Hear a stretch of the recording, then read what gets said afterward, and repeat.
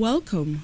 If you're new via here, be sure to click the subscribe button and also click the bell icon so that you'll be notified about videos uploaded from this channel. The topics that we'll be discussing today: deadly accident on flat bridge, cop killed, triple murder in St. Ann. Increased police military operation activities across the St. Catherine South Police Division have resulted in the seizure of another illegal firearm. On Saturday, September 4, sometime after 6 p.m., operatives of the division carried out a snap raid at a premises along Fort Henderson Road.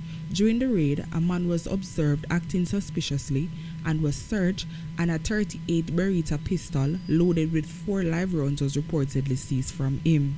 The man was taken into custody and is to be charged in relation with the gun find.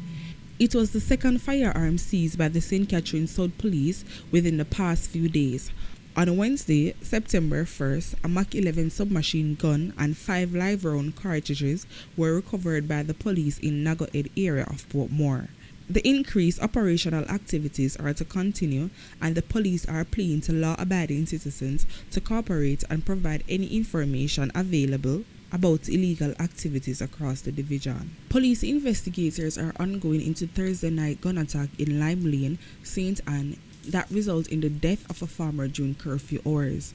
The deceased has been identified as 28-year-old Wentworth Ray of Content in Lime Hall. He is the third person to be killed in St. Ann on Thursday. It was reported that sometime after 9 p.m., over 2 hours after the island nightly 7 p.m. curfew, Ray was sitting in his car and talking with friends when explosions were heard. Ray was then observed slumbered over the steering wheel with bullet wounds to his upper body. The other persons were not armed. The wounded farmer was taken to the hospital where he was pronounced dead. Early on Thursday, 54-year-old Justina, a farmer of Fort George district in the parish, was found dead at her home. Reports from the police are that about 7:15 a.m., a resident made checks on her after family members were unable to reach her. Her body was discovered in her house and the police were informed. On the arrival of law enforcers, she was observed with her throat slashed.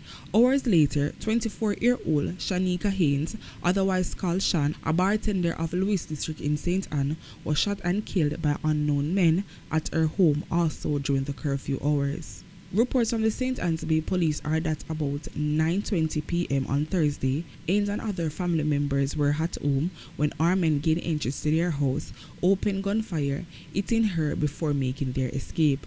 The police were informed, and on their arrival, Haynes was seen with multiple gunshot wounds. She was later pronounced dead at the hospital. The police continued their probes into the brutal killings of both females. The Portland police have listed 2 men as persons of interest. They are Deron Johnson, otherwise called Tallman, of Port Antonio, Portland, 22-year-old Andre Bennett, otherwise called Bad Hog, of Port Antonio, Portland. The police believe Johnson and Bennett can assist them with an ongoing investigation into a case of shop-breaking, shooting with intent, illegal possession of firearm, and illegal possession of ammunition that occurred on Friday, September 3 into Saturday, September 4.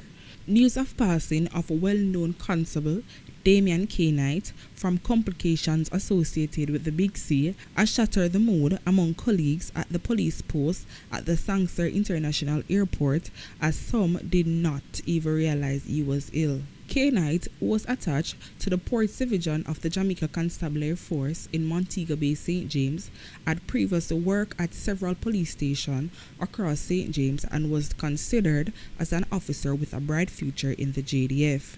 According to reports, over recent weeks, he had been complaining of not feeling well, and when his condition began to worsen, he has been taken to the Falmouth Hospital where he was tested, and it was discovered that it was possible that he contracted the virus. He was hospitalized. Efforts to get a comment from the policeman family was unsuccessful yesterday, as his wife was too distraught to speak. A deadly accident was reported yesterday in the vicinity of Flatbridge.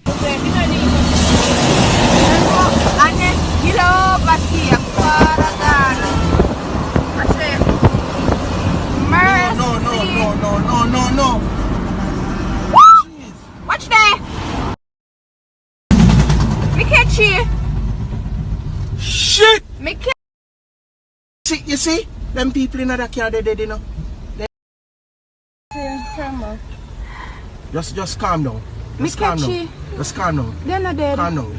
Me know so that they not go on. Why man a behave so?